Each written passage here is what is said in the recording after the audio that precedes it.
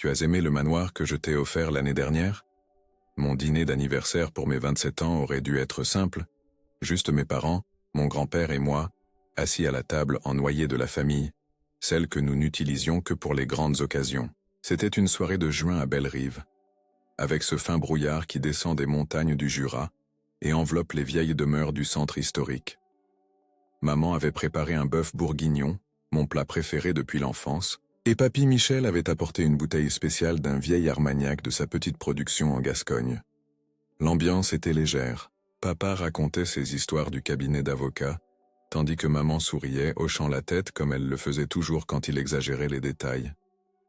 Je n'avais pas vu papy Michel aussi vif depuis des mois, depuis que l'arthrite avait commencé à tourmenter ses genoux. Il paraissait plus jeune ce soir-là, ses yeux bruns brillants de cette intensité que je connaissais bien des histoires au coin du feu à la ferme.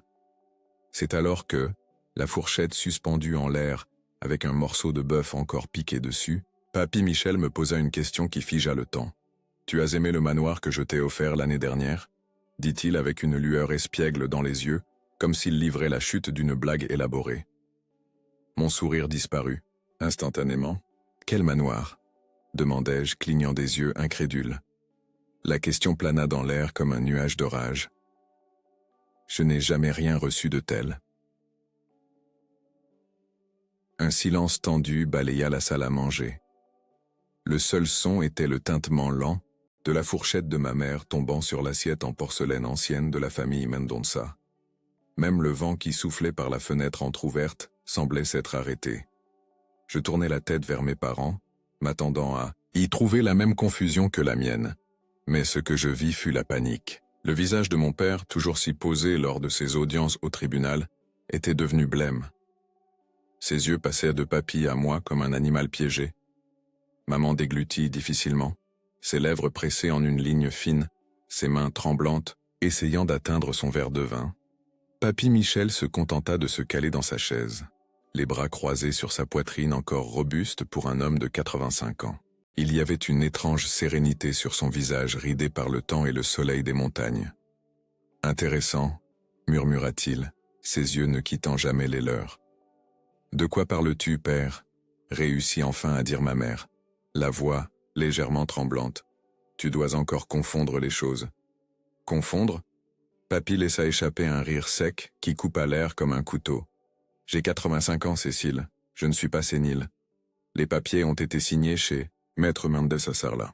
J'ai transféré la grande maison de la famille à mon unique petit-fils, comme mon père l'a fait pour moi. » Mon père se leva brusquement, renversant un peu de vin sur sa chemise blanche. « Michel, je crois qu'il se fait tard pour toi. Allons, je vais appeler le petit Antoine pour qu'il te ramène. » « Je ne vais nulle part avant de comprendre ce qui se passe ici, » répondis-je, ma voix plus ferme que je ne l'aurais cru.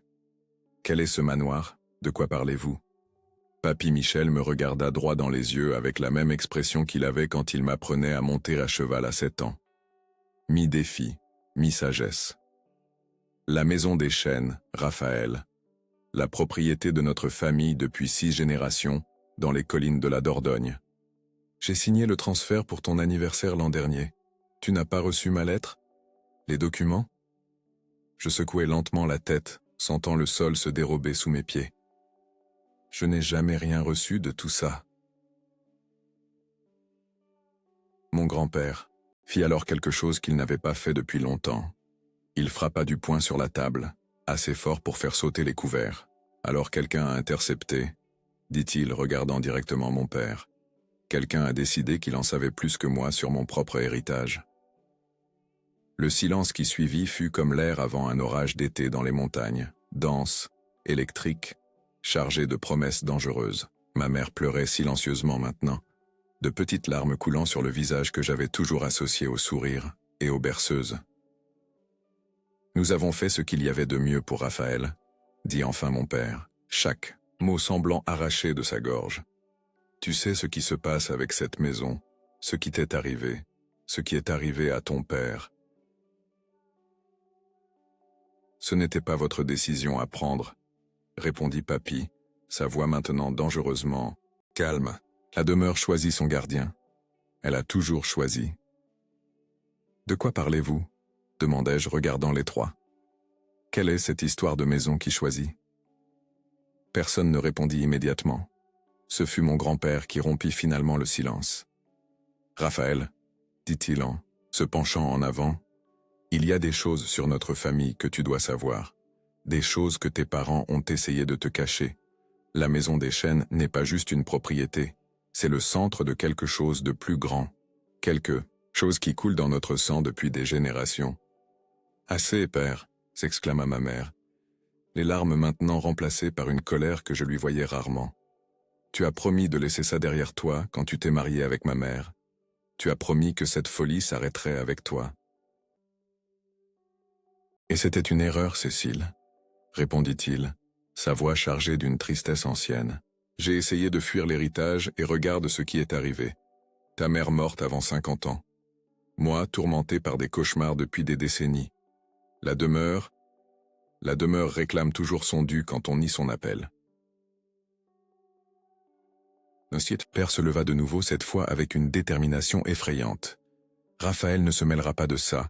Nous avons détruit les documents. Le transfert n'a jamais eu lieu officiellement. L'expression sur le visage de mon grand-père changea alors d'une manière que je n'oublierai jamais. Le vieil homme bienveillant qui m'avait appris à pêcher et me raconter des histoires se transforma en quelque chose de plus ancien, de plus puissant. Tu crois vraiment que des papiers sont ce qui compte, Édouard? La demeure a déjà choisi. Depuis le jour où Raphaël est né, pendant cet orage d'été, quand les chênes ont pris leurs feuilles d'or hors saison, la demeure l'a reconnu. Et maintenant qu'il sait, eh bien vous ne pouvez plus lui cacher la vérité. Et c'est à ce moment que tout a commencé à se dénouer.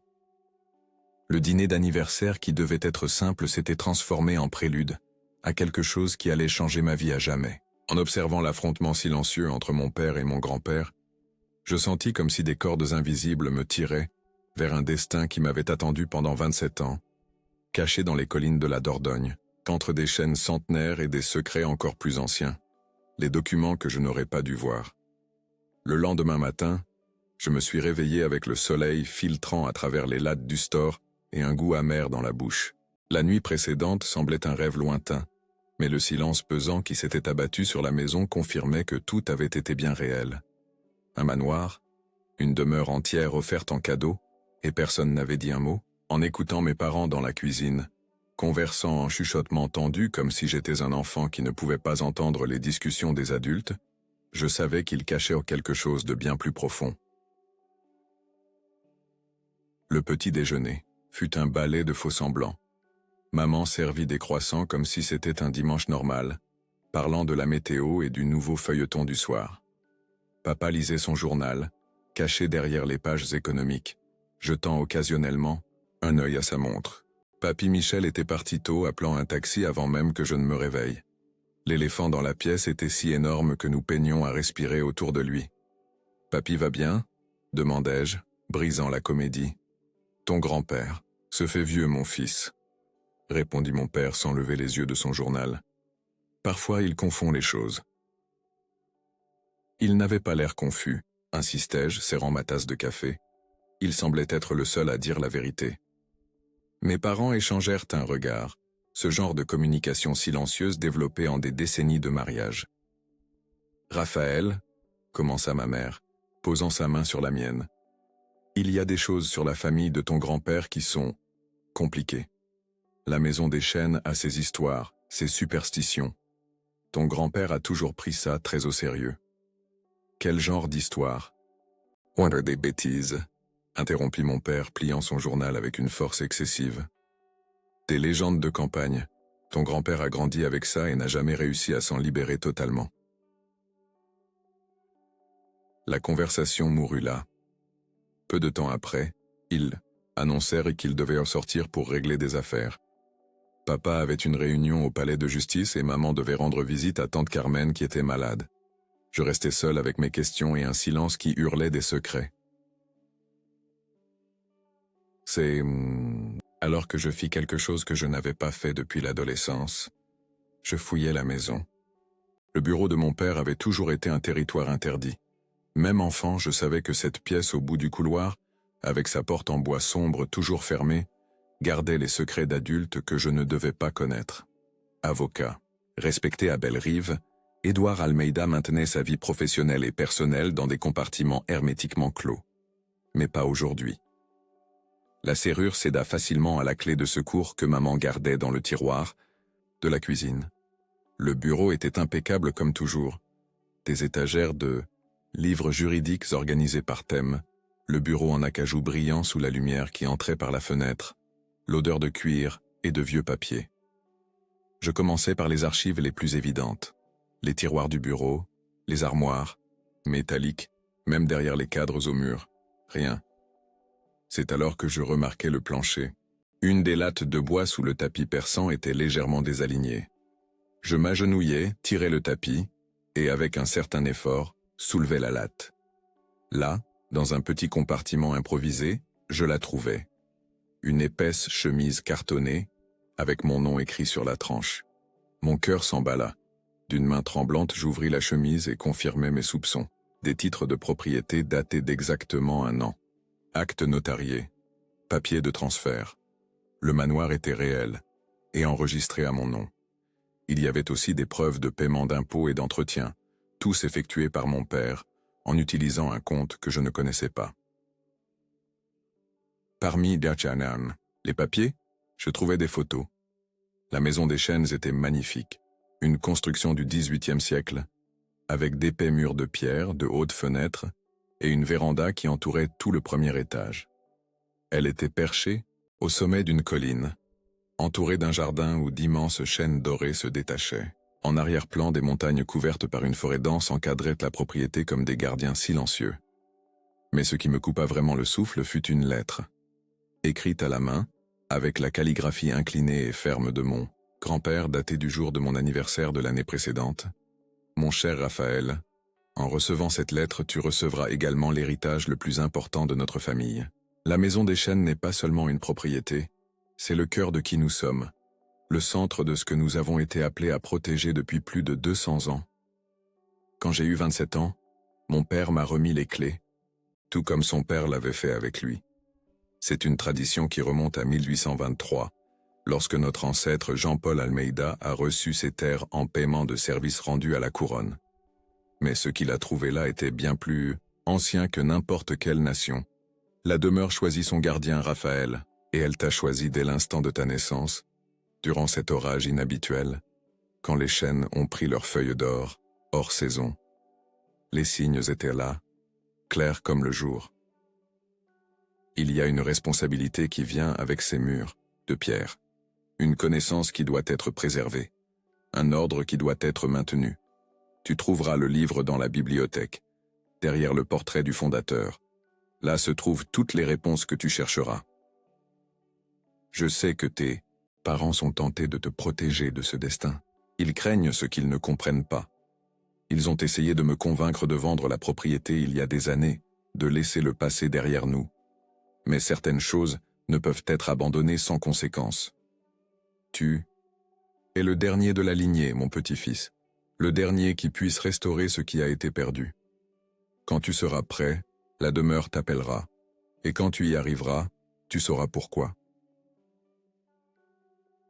Avec amour et espoir pour l'avenir de notre héritage, ton grand-père Michel. Je lus la lettre 3 fois, essayant de digérer chaque mot.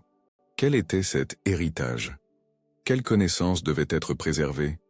Et pourquoi mes parents m'avaient-ils caché cela? Je continuais à fouiller et trouvais quelque chose d'encore plus troublant. Une coupure de journal jauni par le temps. C'était du courrier de la Dordogne daté de 1973. Le titre disait « Tragédie à la maison des Chênes, propriétaire retrouvé mort dans des circonstances mystérieuses ». L'homme sur la photo était mon arrière-grand-père, Antoine Almeida, le père de Papy Michel. Selon l'article, il avait été retrouvé dans la cave de la maison, entouré de symboles étranges dessinés sur le sol. Les autorités avaient classé l'affaire comme un suicide, mais des rumeurs circulaient parmi les habitants sur des rituels anciens et des devoirs non accomplis. Le journal mentionnait que Michel Almeida, alors âgé de 33 ans, avait repris la propriété et nié avec véhémence tout élément surnaturel dans l'affaire. Je photographiais tous les documents avec mon téléphone remit tout exactement comme c'était et fermai le compartiment secret. J'avais à peine fini de remettre le tapis en place quand j'entendis le bruit de la porte d'entrée s'ouvrir. En quelques secondes, j'étais hors du bureau verrouillant la porte derrière moi. « Raphaël ?» La voix de ma mère résonna dans la maison.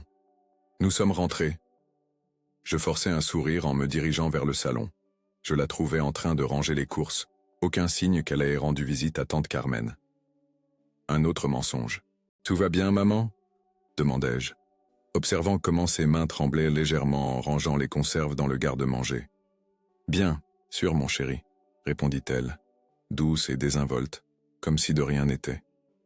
Comme si elle ne m'avait pas volé une maison. Comme si elle ne cachait pas des secrets qui, apparemment, pouvaient coûter des vies. Cette nuit-là, allongé dans mon lit, fixant le plafond, je pris ma décision. Je devais voir la maison des Chênes de mes propres yeux. Je devais comprendre pourquoi une simple propriété familiale causait tant de peur à mes parents et tant de révérence à mon grand-père. Je devais découvrir quel était cet héritage, qui maintenant était supposément le mien. Le lendemain matin, je partirais pour la Dordogne, sans prévenir personne, avec seulement la lettre de mon grand-père et une adresse qui, selon tous les documents officiels, m'appartenait déjà, depuis une année entière. Le voyage, je partis avant l'aube, laissant seulement un mot vague sur une visite à un ami à Limoges. Le ciel était encore sombre quand je mis mon sac à dos dans le coffre de la Clio 2010, que j'avais acheté avec mes économies de professeur d'histoire. Ironique comme je partais maintenant à la recherche de ma propre histoire, enterrée sous des secrets de famille.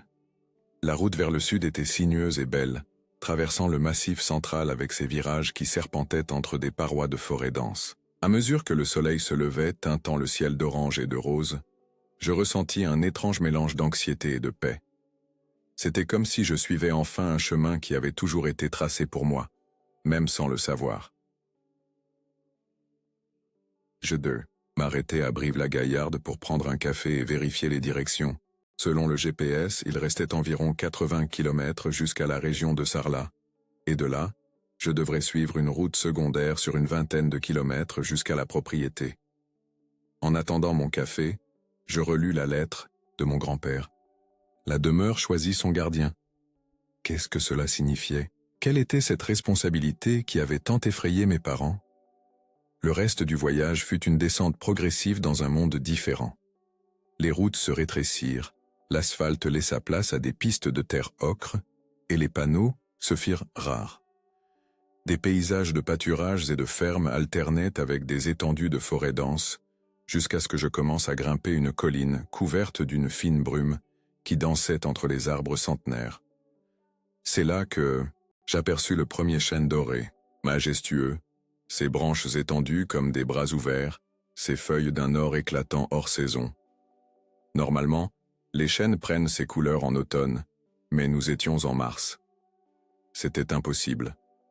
Plus loin, un autre chêne, tout aussi couvert de feuilles dorées, et un autre. Plus je montais, plus je rencontrais de chênes dorés, formant une sorte de chemin d'or sur la route de terre. Au sommet de la colline, la route faisait un virage serré, et c'est là que je la vis pour la première fois. La maison des Chênes apparut comme une apparition d'un autre siècle, ses murs de pierre sombre contrastant avec le ciel bleu de printemps. Plus grande et plus imposante que sur les photos, la demeure se dressait au point le plus haut du terrain, entourée d'un jardin où des dizaines de chênes dorés créaient un spectacle qui semblait irréel. Je garai la voiture au début du chemin d'accès et restai là, à contempler la vue. La propriété était protégée par un muret de pierre et un portail en fer forgé. Tandis que j'observais, quelque chose d'extraordinaire se produisit, le portail commença à s'ouvrir, lentement, sans que personne ne le touche. Il n'y avait pas de moteur électrique, aucun mécanisme visible. C'était comme si la maison elle-même m'invitait à entrer. Le cœur battant, je conduisis lentement dans l'allée de chênes qui menait à la demeure. Je me garai devant l'escalier de pierre qui conduisait à la véranda. Le silence était absolu, à l'exception du chant occasionnel d'un oiseau et du murmure des feuilles dans le vent. Je descendis de la voiture et montai les marches, sentant chaque pas comme dans un rêve. Dans sa lettre, Mon grand-père avait mentionné une clé, mais je n'en avais reçu aucune. Pourtant, quelque chose me poussa à vérifier mes poches. À ma grande surprise, j'y trouvais une vieille clé en bronze, qui n'y était certainement pas auparavant. Elle était lourde, avec des gravures complexes et le dessin d'un chêne sur le paneton. La porte principale était un chef-d'œuvre de bois sombre, avec des détails sculptés de feuilles et de branches entrelacées. La clé s'inséra parfaitement dans la serrure, tournant sans effort. Avec un clic doux, la porte s'ouvrit sur un monde qui semblait m'avoir attendu pendant des décennies. La maison des chênes, l'intérieur de la demeure, sentait le temps et le silence. Ce n'était pas l'odeur d'abandon ou de moisi que j'attendais, mais quelque chose de plus complexe. Bois poli, livres anciens, peut-être une trace d'encens. La lumière du soleil filtrait à travers de hautes fenêtres, illuminant des particules de poussière qui dansaient dans l'air comme de petites étoiles. J'entrais dans un vaste hall d'entrée avec un plancher de larges lattes qui grinçait doucement sous mes pieds. Un lustre en cristal pendait du haut plafond et un escalier courbe en bois sombre menait au 2e étage. Sur les murs, des portraits à l'huile d'hommes et de femmes en costumes de différentes époques m'observaient avec des yeux qui semblaient suivre mes mouvements. « Allô » appelai-je, ma voix résonnant contre les murs. Aucune réponse, sauf le tic-tac lointain d'une horloge. La maison n'était pas abandonnée. Quelqu'un l'avait entretenue. Les meubles, des chaises en velours, des tables en bois ouvragé, des buffets avec des dessus en marbre, étaient exempts de poussière. Les rideaux en damas semblaient avoir été changés récemment. C'était comme si quelqu'un vivait ici, ou attendait. Je parcourus le 1er étage, explorant chaque pièce. Le salon avec sa cheminée en pierre. La salle à manger dominée par une table en noyer qui pouvait accueillir 20 personnes. Une salle de musique avec un piano à queue Bechstein. Une bibliothèque qui fit battre mon cœur de professeur d'histoire. Des étagères du sol au plafond, remplies de volumes reliés en cuir, certains semblant avoir des siècles d'existence. C'est dans la bibliothèque que je trouvais le Busantes portrait mentionné dans la lettre. Différent des autres, celui-ci était accroché seul sur le mur principal. Un homme d'âge mûr avec une barbe grisonnante et des yeux perçants, portant un uniforme militaire du Premier Empire. La plaque dorée à la base du cadre l'identifiait comme Jean-Paul Almeida, 1795-1870, fondateur et premier gardien. D'une main tremblante, je touchais le bord du portrait. Comme mon grand-père l'avait dit, il était fixé à un mécanisme caché. Quand je tirais légèrement, le cadre s'écarta du mur, révélant une niche où reposait un grand livre ancien, relié en cuir noir, avec des détails en argent. Le livre était lourd, ses pages jaunies par le temps. Sur la couverture, gravée en argent, se trouvait le même symbole que j'avais vu sur le portail. Un chêne stylisé, ses racines plongeant profondément dans la terre, ses branches formant un motif qui rappelait des symboles astrologiques. J'emportai le livre sur une table près de la fenêtre et l'ouvris avec soin. Les premières pages étaient écrites en français ancien, daté de 1823. Moi, Jean-Paul Almeida, ayant reçu ces terres pour service rendu à la couronne, consigne ici la véritable nature de ce que j'ai trouvé. Ce n'est pas un simple hasard qui m'a mené en ce lieu. Les autochtones l'appelaient la terre où le ciel touche la terre, et l'évitaient depuis des générations. Je comprends maintenant pourquoi. Ce qui existe sous cette maison est plus ancien que notre entendement, un pouvoir qui flue des entrailles de la terre et se connecte aux étoiles au-dessus. L'ordre du chêne doré a existé en secret pendant des siècles, gardien du savoir que les jésuites ont tenté de détruire, que les templiers ont cherché en vain. Aujourd'hui, j'en suis le dernier membre vivant. Avec la construction de cette maison sur le point de convergence, j'assume le devoir de protéger le savoir et de préparer la voie pour ceux qui viendront après. Que celui qui lit ces mots comprenne. Être le gardien n'est pas un choix, mais un appel du sang. La demeure reconnaîtra son véritable héritier, même si des générations passent. Les signes ne peuvent être ignorés. La floraison hors saison, l'appel dans les rêves, le savoir qui vient sans être enseigné. Les pages suivantes contenaient des diagrammes complexes, des formules mathématiques que je ne comprenais pas, des cartes célestes et des notes sur les cycles lunaires. Il y avait des registres détaillés de rituels effectués à des dates spécifiques, toujours liés aux positions des astres et à la vie des chênes. Dans une autre section, je trouvais l'histoire de l'ordre du chêne doré, apparemment une fraternité secrète formée d'érudits, de jésuites dissidents et de philosophes naturels européens. Selon le texte, ils avaient découvert des propriétés uniques dans le sol de cette région, une sorte de confluence d'énergie, tellurique, qui affectait la perception et élargissait la conscience. Les rituels décrits semblaient combiner des éléments de différentes traditions, créant un système unique de connaissances qui transcendait les religions et les cultures. Le plus troublant était la section intitulée « Le prix de la garde ». Là, Jean-Paul Almeida décrivait comment chaque gardien payait un prix pour la connaissance et le pouvoir qu'il recevait. Des rêves prophétiques qui devenaient de plus en plus vifs et perturbants, des perceptions qui dépassaient les 5 sens, et finalement, une connexion si profonde avec la propriété qu'il devenait impossible de la quitter pour de longues périodes sans tomber malade. Les notes des gardiens suivants confirmaient ces effets. Mon trisaïeul écrivit comment il pouvait sentir la douleur des arbres quand on les coupait. Mon arrière-grand-père enregistra comment il commençait à voir les fils qui relient toutes choses. Et puis, brusquement, ces notes s'arrêtaient, suivies d'une seule entrée de mon grand-père, Michel. 13 août 1973. Mon père est mort. Je l'ai trouvé dans le cercle de pierre où il a accompli le rituel du transfert seul. Ce n'était pas nécessaire. J'aurais accepté le devoir. Pourquoi a-t-il fait ça? Les symboles sur le sol, le sang? La police parle de suicide. Je ne peux pas dire la vérité. À partir d'aujourd'hui, les rituels cesseront. J'essaierai de vivre comme un homme normal, loin de cette malédiction. Que Dieu me pardonne si je commets une erreur, mais je ne peux continuer cet héritage. L'ordre du chêne doré s'éteint avec moi. Il n'y avait plus d'entrée après celle-ci, seulement des pages blanches attendant d'être remplies. Je fermais le livre, mon esprit tourbillonnant avec toutes ces informations. Était-ce de la folie, du délire, ou y avait-il quelque chose de réel derrière tout ça? À ce moment, je sentis quelque chose changer dans l'air. Un poids, une présence. Je regardais par la fenêtre et remarquais que le soleil commençait à se coucher, peignant le ciel de rouge et d'or. Les ombres dans la bibliothèque s'allongeaient, et pendant un instant j'eus la nette impression de ne pas être seul. Je pris le livre et quittai la bibliothèque, décidé à explorer le reste de la maison avant la nuit complète. Au 2e étage, je trouvais des chambres préparées comme si elles attendaient des invités, des lits faits, des serviettes propres, et même des vêtements dans l'armoire qui, étrangement, semblaient être à ma taille.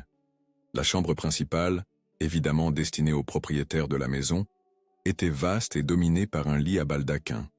Sur la table de chevet, je trouvais une photo encadrée. Mon grand-père, jeune, aux côtés de ma grand-mère que j'avais à peine connue, tous deux souriant devant la maison. La date au verso, 1968, 5 ans avant la mort de mon arrière-grand-père. C'est dans la cave que je trouvais quelque chose de bien plus ancien que du vin. Une chambre scellée marquée, du blason de la famille. La porte en bois massif était verrouillée, mais la même clé qui avait ouvert l'entrée principale fonctionna parfaitement.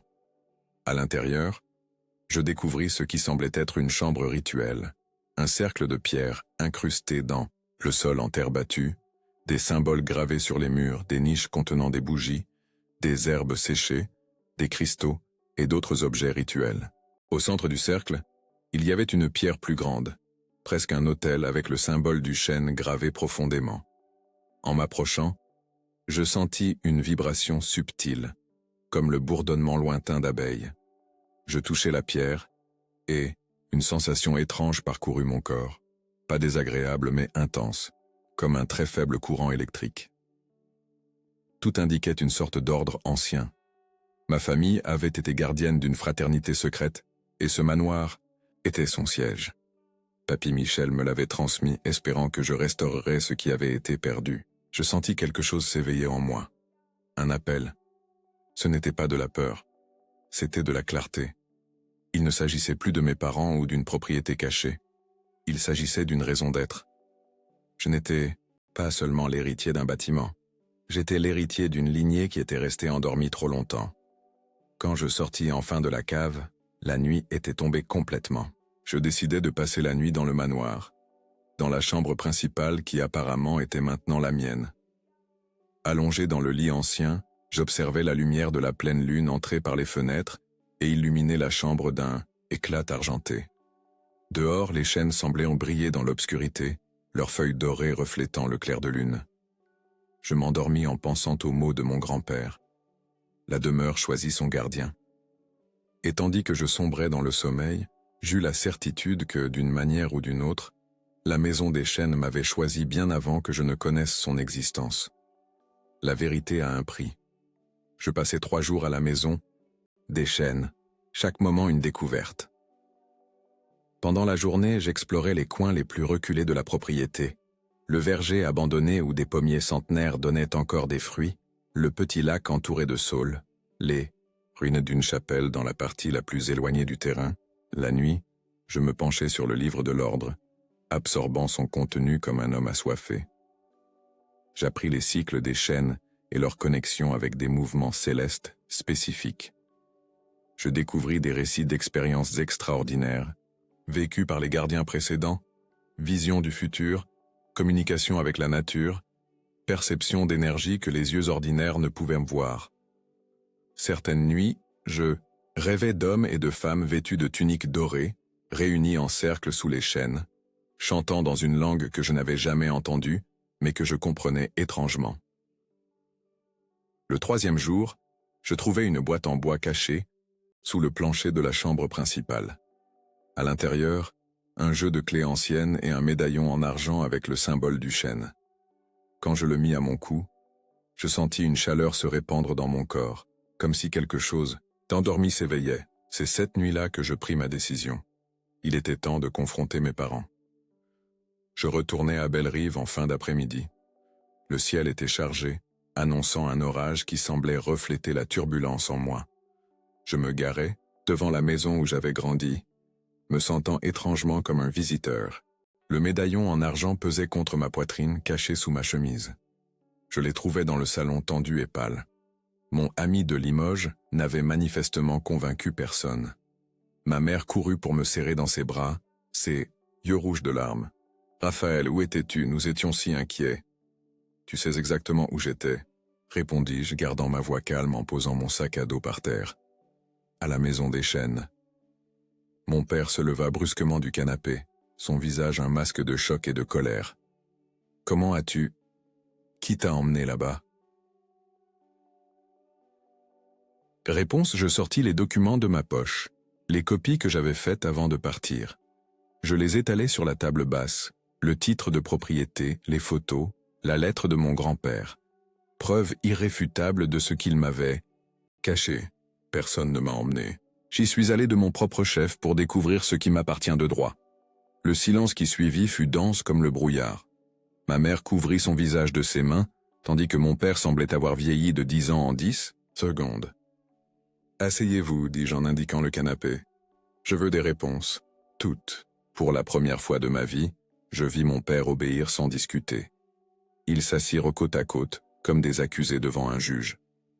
Je sentis une étrange inversion des rôles, le fils maintenant aux commandes, les parents acculés par la vérité.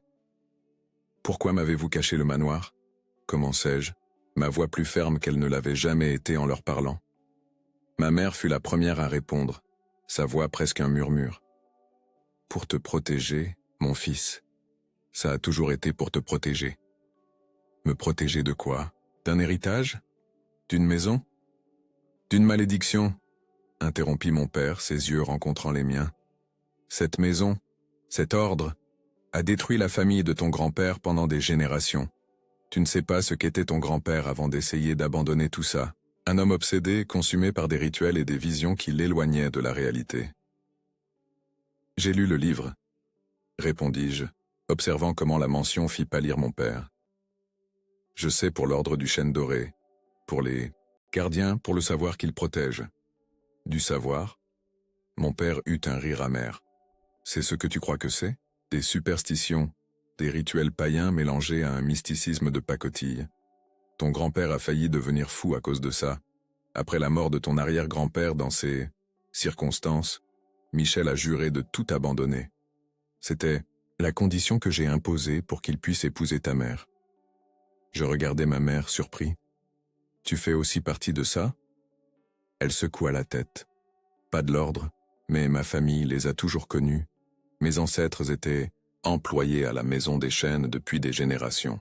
Quand je suis tombée amoureuse de ton père, il m'a fait jurer que nous laisserions cela dans le passé, que nos enfants ne sauraient jamais. Et quand papy a décidé de me transmettre la maison, c'était une trahison, compléta mon père, sa voix dure. Il avait promis. Nous avions juré que cette folie s'arrêterait avec lui, que tu aurais une vie normale. Quand nous avons découvert qu'il t'avait transféré la propriété pour tes 26 ans, nous avons intercepté les documents. C'était pour ton propre bien. Ce n'était pas votre décision, répondis-je, reprenant les mots de mon grand-père. Vous m'avez volé, pas seulement une maison, mais mon héritage, mon histoire. Vous avez décidé qui je devais être sans me donner le choix. Nous sommes tes parents, explosa mon père en se levant. C'est notre devoir de te protéger, même de choix, que tu ne comprends pas. Tu n'as aucune idée de ce que cet endroit fait aux gens, le prix que chaque gardien paie. J'en sais plus que tu ne l'imagines, répondis-je en gardant mon calme. Instinctivement, je touchais le médaillon sous ma chemise.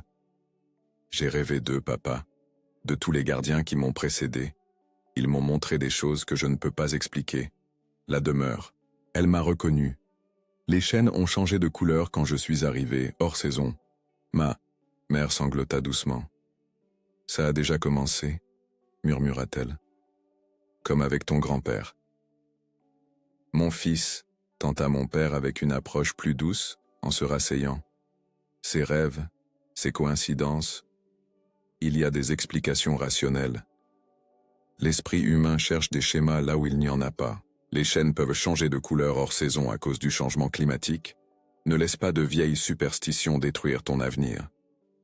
Quel avenir? Demandai-je, sentant une colère monter. Un que vous avez planifié, basé sur des mensonges, où je ne saurai jamais qui je suis vraiment, d'où je viens. Raphaël, implora ma mère, ton père ne voulait que le meilleur pour toi. Nous le voulions tous les deux. Tu n'as pas vu ce que cette maison a fait à ton grand-père. Les cauchemars, les obsessions. Pendant des années, il dormait à peine, se réveillait en hurlant à propos de responsabilités et de devoirs, de conséquences terribles si l'ordre ne continuait pas son travail. Et que s'est-il passé quand il a essayé de tout abandonner? Demandai-je, bien que je connaisse déjà la réponse grâce au livre. Mes parents échangèrent, tes regards sombres. Ta grand-mère est morte, dit enfin mon père. Un accident inexplicable. Puis les maladies sont venues. Michel a souffert pendant des années de maux qu'aucun médecin ne pouvait diagnostiquer, jusqu'à ce qu'il recommence à visiter la maison régulièrement, à maintenir les rituels minimaux. C'est seulement alors que les choses se sont améliorées. Vous ne voyez pas? Ce n'est pas quelque chose qu'on peut simplement abandonner. Ça fait partie de lui. Ça fait partie de moi. C'est une coïncidence, insista mon père, sa voix montant. De la paranoïa alimentée par des traditions rétrogrades. Tu es un homme éduqué, un professeur, pour l'amour de Dieu. Comment peux-tu croire à ces choses? Je me levai, sentant une sérénité étrange se répandre en moi. Parce que je les ai sentis, parce que je les ai vus, et parce que, pour la première fois en 27 ans, quelque chose en moi a du sens. Je me dirigeai vers la fenêtre, observant l'orage qui commençait dehors. Des éclairs zébraient le ciel, illuminant momentanément le jardin. Je vais prendre en charge la maison des chênes, annonçai-je en me tournant pour leur faire face. Je vais restaurer l'ordre, comme papy le souhaitait. Je n'attends pas que vous compreniez ou que vous me souteniez, mais j'espère que vous respecterez ma décision. Tu ne sais pas ce que tu dis. Mon père se leva, son visage tordu par le désespoir. Ça va te consumer, comme ça, a failli consumeur ton grand-père. S'il te plaît, mon fils, oublie cette folie, vends la propriété. Utilise l'argent pour voyager, voir le monde. Commence une nouvelle vie, loin de ces superstitions. Et les documents que vous avez falsifiés? Demandai-je, ma voix calme contrastant avec son agitation. L'acte que vous avez gardé caché?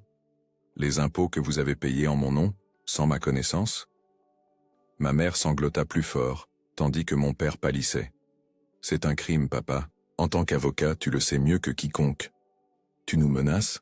demanda-t-il, incrédule. « Je souligne des faits. Vous m'avez trahi. Menti. Volé ce qui m'appartenait de droit. Et vous avez encore l'audace de dire que c'était par amour. » Je pris mon sac à dos, le jetant sur mon épaule. Je n'avais pas prévu de partir ce soir-là, mais je savais maintenant que je ne pouvais plus rester sous le même toit qu'eux. « Je retourne à la maison des chênes cette nuit, annonçai-je. C'est là qu'est ma place maintenant. »« Raphaël, il y a une tempête, implora ma mère. Reste au moins jusqu'à demain. » Je secouai la tête. Chaque jour que j'ai passé loin de cette maison était un jour volé. Je n'en perdrai plus aucun. Mon père fit un pas dans ma direction, son visage un masque de douleur et de colère. « Si tu sors par cette porte maintenant, si tu choisis cette maudite maison et ses superstitions plutôt que ta famille, je ne sais pas si je pourrais pardonner ça. » Je regardais dans les yeux de l'homme qui m'avait élevé, qui m'avait enseigné l'honnêteté et l'intégrité, et je ressentis une profonde tristesse pour l'abîme qui s'ouvrait maintenant entre nous. « Je ne demande pas ton pardon, papa. Je demande que tu respectes qui je suis, qui j'ai toujours été, même sans le savoir. » Et sur ces mots, je me dirigeais vers la porte, ignorant les sanglots de ma mère et le silence lourd de mon père. Pour la première fois de ma vie, je sentis que je ne leur appartenais plus. J'appartenais à quelque chose de plus ancien, quelque chose qui m'appelait à travers les générations. L'orage m'accueillit comme une vieille amie quand je sortis dans la nuit.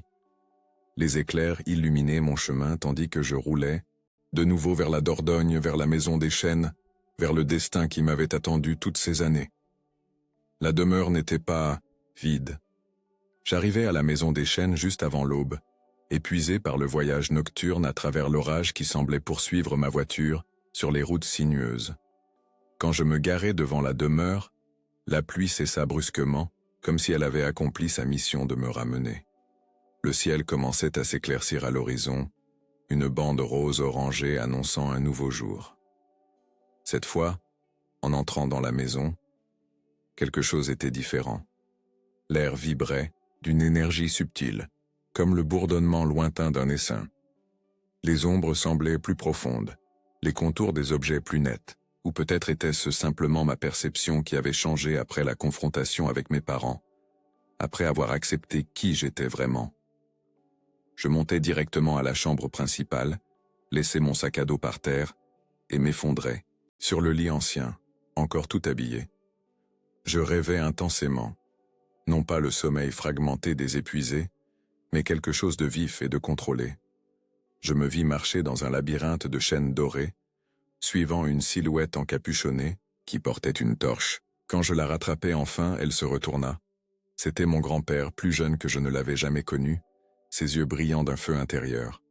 « Il est temps », dit-il dans le rêve, sa voix résonnant comme si elle venait de partout à la fois. « Le solstice approche. Le cercle doit être refait. » Je me réveillai à midi avec ces mots résonnant dans mon esprit et une certitude inexplicable de ce que je devais faire. Je me lavai, me changeai et descendis à la bibliothèque. Je passai le reste de la journée à étudier le livre de l'ordre, me concentrant sur les passages concernant le rituel d'initiation du gardien. Selon les écrits, le solstice d'hiver, qui aurait lieu dans exactement 4 jours, était le moment idéal pour qu'un nouveau gardien assume formellement ses devoirs. Le rituel exigeait une préparation. J'aurais besoin de certaines herbes, de cristaux spécifiques, et plus important encore, je devais trouver le cercle de pierre originel, mentionné dans plusieurs passages. Selon le livre, ce cercle avait été construit par les peuples qui avaient initialement reconnu le pouvoir du lieu, bien avant l'arrivée des Romains. Le lendemain matin, je commençai à explorer la propriété systématiquement. La maison des chênes était située sur un terrain de près de 50 hectares, en grande partie couvert de forêts indigènes. Suivant les indications du livre, je marchais vers le nord, où une formation rocheuse se dressait comme une sentinelle naturelle. Après 2 heures de marche sur des sentiers presque invisibles, je le trouvai. Un cercle parfait de 12 pierres verticales, chacune d'environ 1,5 m de haut, partiellement couverte de mousse et de lianes. Au centre, une pierre, plate et circulaire, avec des gravures complexes qui correspondaient exactement au dessin du livre. Je m'agenouillai au centre du cercle, touchant les symboles anciens du bout des doigts. Une sensation de picotement monta le long de mes bras, et pendant un instant j'eus l'impression que toute la forêt s'était tue, comme si elle retenait son souffle. Quand je me relevai enfin, je remarquai quelque chose d'extraordinaire. Un petit chêne poussait entre deux des pierres verticales. Ses feuilles étaient dorées, brillant intensément sous le soleil filtré par les cimes des arbres plus hauts. Je passai le reste de la journée à nettoyer le cercle, enlevant soigneusement la végétation qui le recouvrait, le restaurant à ce qu'il devait être à l'origine. Pendant que je travaillais, je me sentais observé, non pas de manière menaçante, mais comme si des ancêtres invisibles accompagnaient chacun de mes mouvements, approuvant silencieusement mes efforts.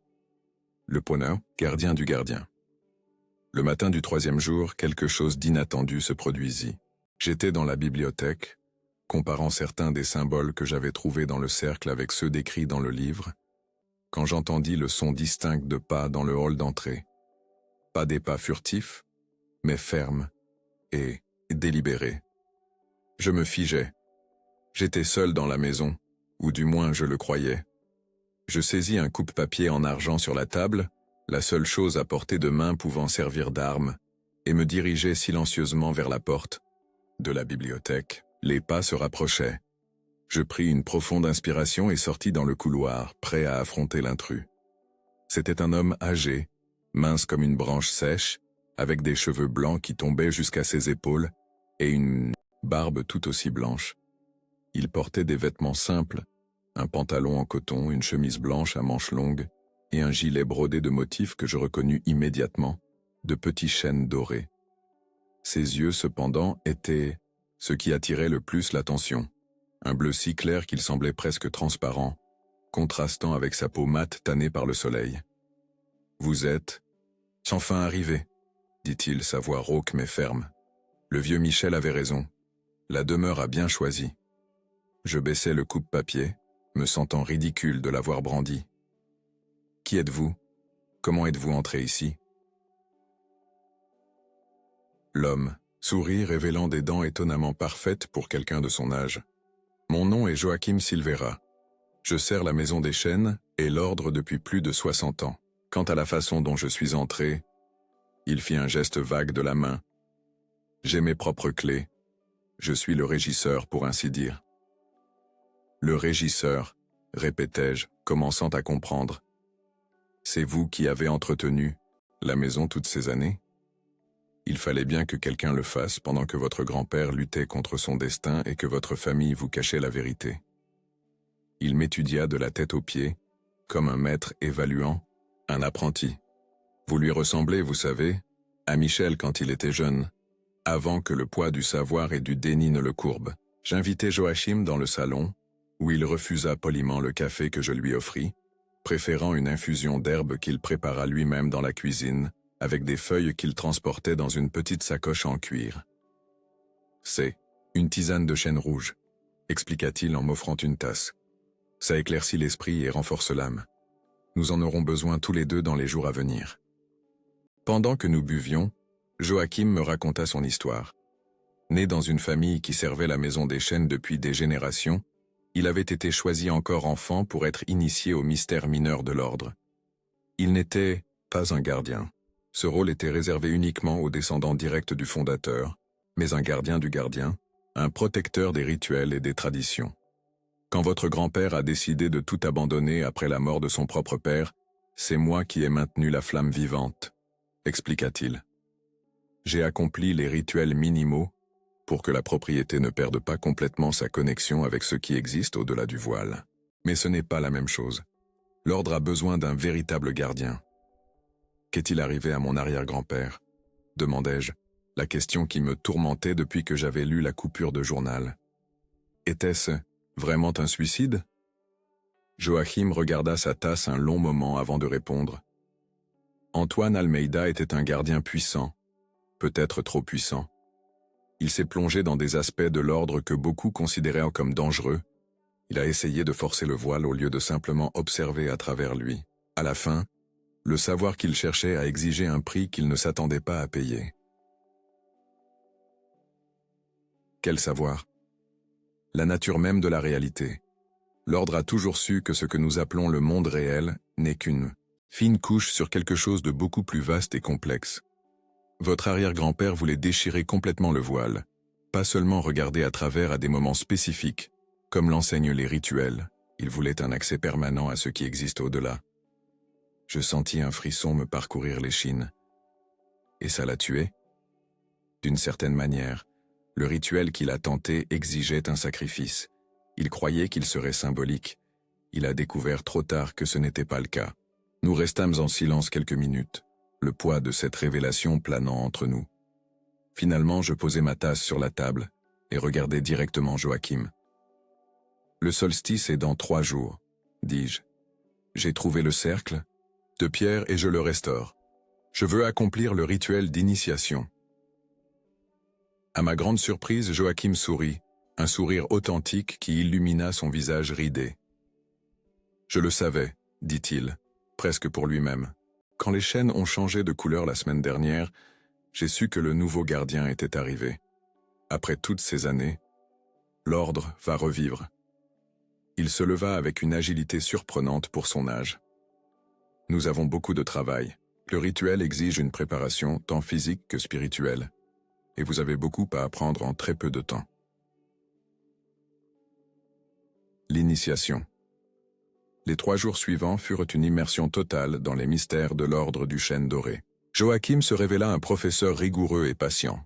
Le matin, nous étudions les textes anciens, déchiffrant des symboles et mémorisant des invocations dans une langue qui mélangeait du gaulois, du français archaïque et quelque chose d'autre que Joachim appelait la langue primordiale. L'après-midi, nous préparions le cercle de pierre, le nettoyant complètement, restaurant les symboles usés par le temps, alignant chaque pierre précisément avec des points spécifiques à l'horizon. Joachim expliqua que le cercle fonctionnait comme une sorte de calendrier astronomique, marquant solstice, équinoxe et autres événements célestes significatifs. Le soir, nous accomplissions de petits rituels, préparatoires.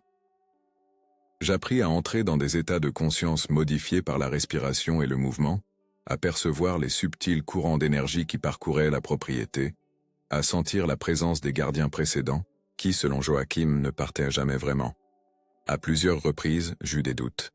Tout cela était-il réel ou de simples superstitions élaborées, comme mon père insistait, mais alors quelque chose se produisait, un rêve prophétique qui se confirmait le lendemain matin, le comportement inhabituel des animaux de la forêt autour de moi, la sensation sans équivoque de présence qui observait, approuvait, et mes doutes se dissipaient, comme la brume sous le soleil. La veille du solstice, Joachim m'emmena dans une partie de la propriété que je n'avais pas encore explorée. Au-delà d'un petit ruisseau caché par un rideau de bambou, se trouvait une construction simple, une cabane en pierre avec un toit de chaume. Ma maison, expliqua-t-il en ouvrant la porte en bois. Je vis ici depuis que votre grand-père a quitté la demeure. L'intérieur était étonnamment spacieux et organisé. Un lit simple, des étagères pleines de livres et de manuscrits, une table de travail couverte de cartes astrologiques, et plus intriguant, un mur entier dédié à des photographies. Je m'approchai, reconnaissant mon grand-père sur plusieurs d'entre elles, à différents âges. Sur une, particulièrement jaunie, il apparaissait comme un jeune homme d'une 20aine d'années, aux côtés de Joachim, également jeune, et de plusieurs autres hommes et femmes, tous vêtus de tuniques avec le symbole du chêne brodé. Les derniers membres à part entière de l'ordre, expliqua Joachim, la tristesse évidente dans sa voix. Avant que votre grand-père ne décide que c'était trop dangereux de continuer. Qui étaient-ils tous? Des érudits, principalement. Des gens qui avaient démontré une affinité avec le savoir que l'ordre protège. Certains venaient des familles traditionnelles qui ont toujours soutenu l'ordre, les Silva, les Mendes, les Pereira. D'autres venèrent de l'extérieur attirés par des signes et des rêves. Et ils sont tous partis maintenant?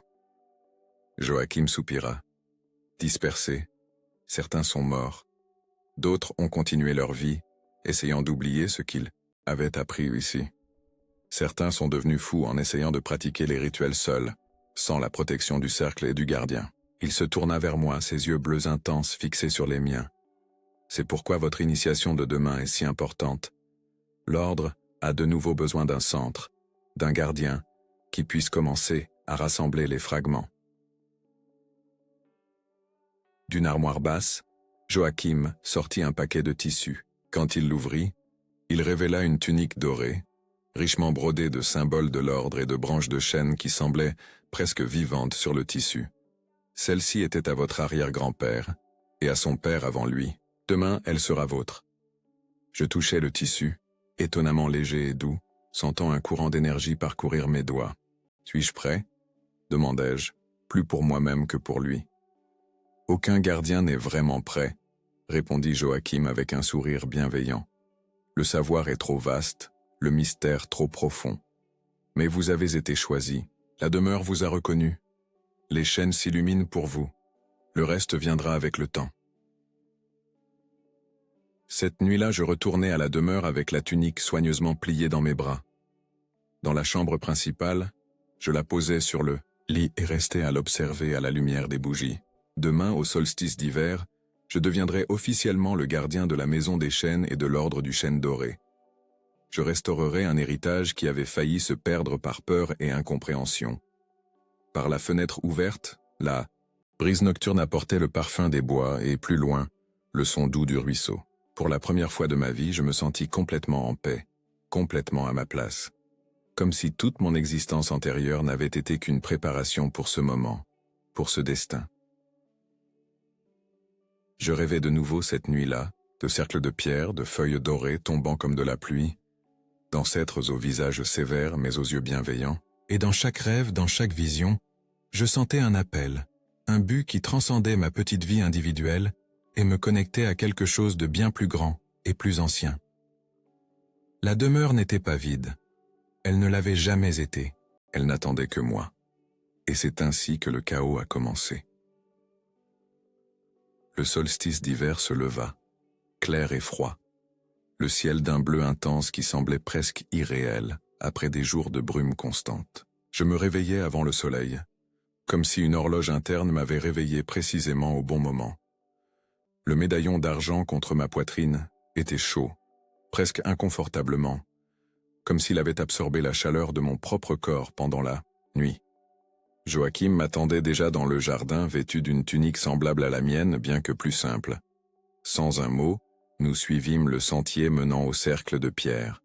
Le chemin qui, quelques jours auparavant, semblait confus et presque imperceptible, se révélait maintenant clairement sous mes pieds, comme si la terre elle-même voulait faciliter mon voyage en ce jour spécial.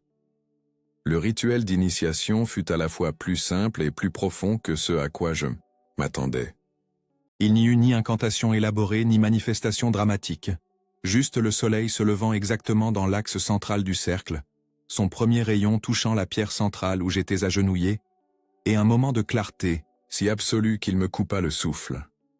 En cet instant de connexion parfaite entre le ciel et la terre, le passé et le présent, je vis l'ordre tel qu'il était vraiment. Non pas un culte mystique ou une société secrète, mais un maillon vivant dans une chaîne de connaissances qui remontait dans le temps jusqu'aux premiers humains qui regardèrent les étoiles et y perçurent des motifs. Je vis les gardiens qui m'avaient précédé, non pas comme des fantômes, mais comme des présences réelles, une lignée ininterrompue de chercheurs. Quand le moment passa et que je revins à une conscience normale, quelque chose avait fondamentalement changé en moi. Le monde semblait plus net, plus vivant. Les couleurs plus intenses, les sons plus clairs. Et il y avait autre chose, une perception constante de courants d'énergie invisibles qui reliaient toutes les choses, vivantes autour de moi. « Bienvenue, gardien », dit Joachim formellement, s'inclinant légèrement. Dans ses yeux bleus, je vis des larmes contenues. L'ordre vit en vous maintenant. Le cercle restauré. Dans les jours qui suivirent l'initiation, je commençai à mieux comprendre ce que signifiait être le gardien de la maison des chênes. Il ne s'agissait pas seulement de rituels et de savoirs anciens, il s'agissait de responsabilité. La propriété et la zone environnante formaient un nexus d'énergie naturelle qui devait être surveillé et, occasionnellement, équilibré par des rituels spécifiques. Joachim m'apprit à lire la santé de la terre à travers les schémas de croissance des plantes, le comportement des animaux, les changements subtils dans la qualité de l'air. J'appris à percevoir les perturbations dans l'équilibre naturel et comment les corriger par de petites interventions. Une pierre repositionnée ici, une offrande d'herbe là, une invocation murmurée à l'aube. 2 semaines après mon initiation, je reçus la nouvelle. Mon grand-père, Michel Almeida, était décédé paisiblement dans son sommeil. Le message vint par un appel téléphonique de ma mère, la voix étranglée par les sanglots. « Il est parti hier soir », dit-elle. « Les médecins ont dit que c'était naturel, que son cœur s'est simplement arrêté. Mais avant, il a laissé une lettre pour toi. Il a dit qu'il était important que tu la reçoives immédiatement après son départ. » Je ressentis une douleur profonde, mais pas de surprise. D'une certaine manière, je savais que papy avait attendu juste assez longtemps pour s'assurer que l'héritage était en sécurité avant de partir. Sa mission était accomplie. Il avait trouvé son successeur. Les funérailles eurent lieu à Bellerive, où mon grand-père avait vécu ces dernières années. Ce fut une cérémonie simple, comme il l'aurait souhaité. Seule la famille, immédiate et quelques amis proches étaient présents. Mes parents semblaient vieillis, courbés par le poids du deuil, et peut-être par le poids des secrets gardés trop longtemps. J'étais différent, et ils le remarquèrent. Ce n'était pas seulement la tenue formelle noire que je portais sous mon veston, ou le médaillon d'argent maintenant visible sur ma poitrine. C'était quelque chose dans mes yeux, dans ma posture, dans la façon dont je me déplaçais avec une nouvelle confiance silencieuse. Après la cérémonie, alors que d'autres consolaient ma mère, mon père m'entraîna dans un coin du cimetière. « Tu sembles changer, dit-il, étudiant mon visage comme s'il cherchait des signes de maladie. « Je le suis, répondis-je simplement. Je suis le gardien maintenant. » Il ferma brièvement les yeux comme pour encaisser un coup. « Alors c'est fait, la folie continue pour une autre génération. » « Ce n'est pas de la folie, papa, c'est du savoir. C'est une raison d'être. » « Et quelle est cette raison d'être qui exige que tu abandonnes ta vie, ta carrière, ta famille? » « Je n'ai rien abandonné qui compte vraiment, » répondis-je, sentant un calme qui contrastait avec son agitation. « J'ai trouvé ma place, comme tu as trouvé la tienne dans le droit, comme maman a trouvé la sienne en enseignant. La différence, c'est que vous avez essayé de nier la mienne. » Il n'eut pas de réponse à cela. Après un moment, il me tendit une enveloppe. « Ton grand-père a laissé ça. Il a dit que c'était seulement pour tes yeux. » L'enveloppe était scellée à la cire rouge, frappée du symbole du chêne. À l'intérieur, je trouvai une lettre manuscrite et une clé ancienne que je reconnus immédiatement. Elle était identique à celle qui était mystérieusement apparue dans ma poche lors de ma première visite à la maison des chênes. La lettre était brève. « Mon cher Raphaël, si tu lis ceci, j'ai achevé mon voyage sur ce plan. Ne sois pas triste, je suis parti en paix, sachant que l'héritage est en sécurité entre tes mains. » La clé qui accompagne cette lettre ouvre le coffre caché derrière le panneau de chêne de mon ancien bureau à la maison des chênes. Là tu trouveras les derniers secrets que je n'ai pu confier au papier, le véritable but de l'ordre, au-delà de la garde de la terre. Ils ont craint la vérité. Tu ne dois pas la craindre. Le savoir n'est un pouvoir que lorsqu'il est complet. Souviens-toi toujours, la demeure choisie, et elle a bien choisi. Avec un amour éternel, ton grand-père Michel, je pliai soigneusement la lettre et la rangeai dans la poche intérieure de mon veston, avec la clé. Quand je levai les yeux, mon père m'observait encore, une expression complexe sur son visage. Peur, inquiétude, peut-être même une pointe d'envie. « Qu'est-ce qu'elle disait ?» demanda-t-il. « Qu'ils ont craint la vérité, répondis-je. Que je ne dois pas la craindre. » Après les funérailles, je retournai à la maison des chênes avec une nouvelle détermination. Utilisant la clé laissée par mon grand-père, j'ouvris le coffre caché et trouvai un journal relié en cuir noir, bien plus ancien que le livre de l'ordre que je connaissais déjà. Les pages jaunies contenaient des révélations surprenantes. L'ordre du Chêne Doré n'était pas seulement une fraternité mystique locale. Il faisait partie d'un réseau mondial de gardiens similaires, chacun responsable d'un nexus géographique spécifique. Ces points de pouvoir, répartis sur la planète, formaient un système complexe d'équilibre énergétique qui aidait à maintenir la stabilité de la réalité elle-même. Les gardiens précédents avaient maintenu le contact avec leurs homologues dans d'autres pays. Il y avait des mentions de correspondance avec le gardien du cercle de pierre. En Angleterre, le protecteur du bosquet rouge, en Russie, le maître de la montagne sacrée. Au Japon. C'était une fraternité qui transcendait les frontières, les cultures et même les religions, unis par un but commun, la préservation de l'équilibre. Dans les dernières pages du journal, mon grand-père avait écrit sa confession finale. Sa tentative d'abandonner l'ordre avait eu des conséquences bien au-delà de sa propre santé. Le nexus énergétique de la Maison des Chênes, sans un gardien adéquat pour le maintenir, avait commencé à se déstabiliser. Les schémas climatiques dans la région avaient changé, les cultures échouaient inexplicablement, des maladies mystérieuses affectaient à plantes et animaux. Ce n'est que lorsqu'il avait recommencé à accomplir les rituels minimaux que la situation avait commencé à se normaliser. Le réseau doit être restauré, écrivit-il dans sa dernière entrée. Les contacts ont été perdus, les lignes de communication rompues. Mon petit-fils doit retrouver les autres gardiens, l'équilibre en dépend. Je fermai le journal, sentant le poids de la responsabilité que je portais maintenant. Il ne s'agissait pas seulement d'une propriété ou d'une tradition familiale. Cela faisait partie d'un système mondial d'équilibre qui avait été négligé pendant des décennies.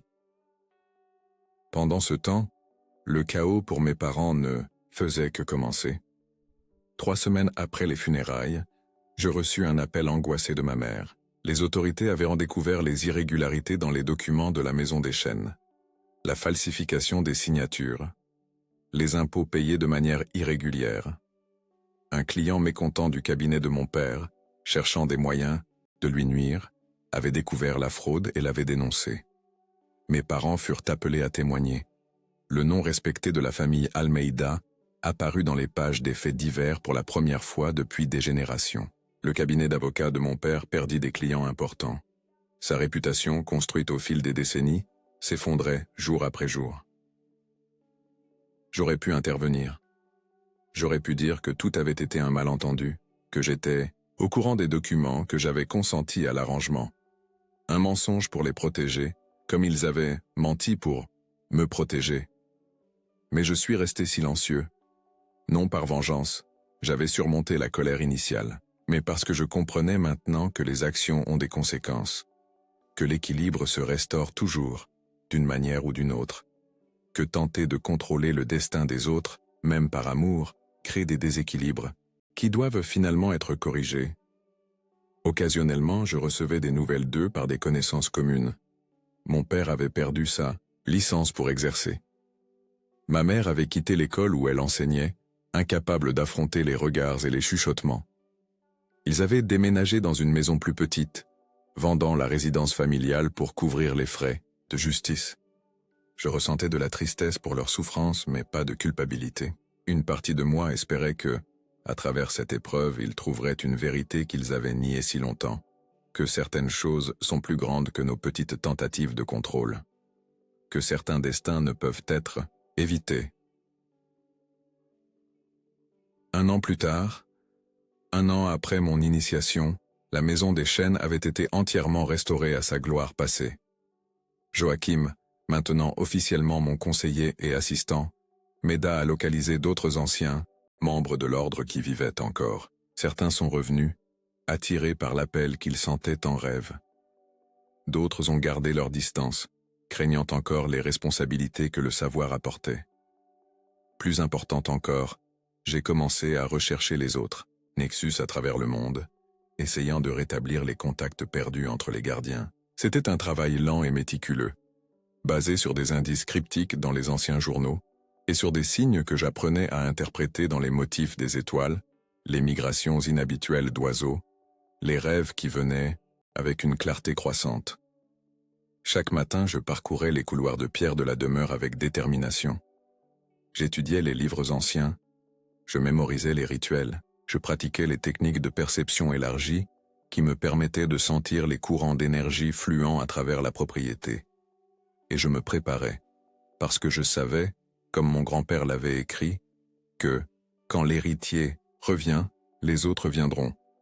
Les autres gardiens dispersés à travers le monde, les autres chercheurs du vrai savoir, et quand ils viendraient, je serais prêt. Maintenant, chaque jour à l'aube, je monte au point le plus haut de la propriété, là où les chênes les plus anciens forment un cercle naturel. De là, j'observe le soleil levant et renouvelle mon engagement silencieux envers la terre, la lignée, l'équilibre qu'il est de ma responsabilité de maintenir. Et occasionnellement, quand le vent souffle du sud et que les conditions sont parfaites, j'ai l'impression d'entendre des voix lointaines, les gardiens du passé peut-être, ou ceux qui viendront dans le futur, chuchotant des encouragements, me rappelant que je ne suis jamais vraiment seul dans cette veille ancestrale. La maison des chênes s'épanouit de nouveau, ses mystères réveillés, son gardien enfin à sa juste place. Et tandis que les feuilles dorées tombent comme une pluie sous la brise du matin, je sais que ce n'est que le début du véritable voyage.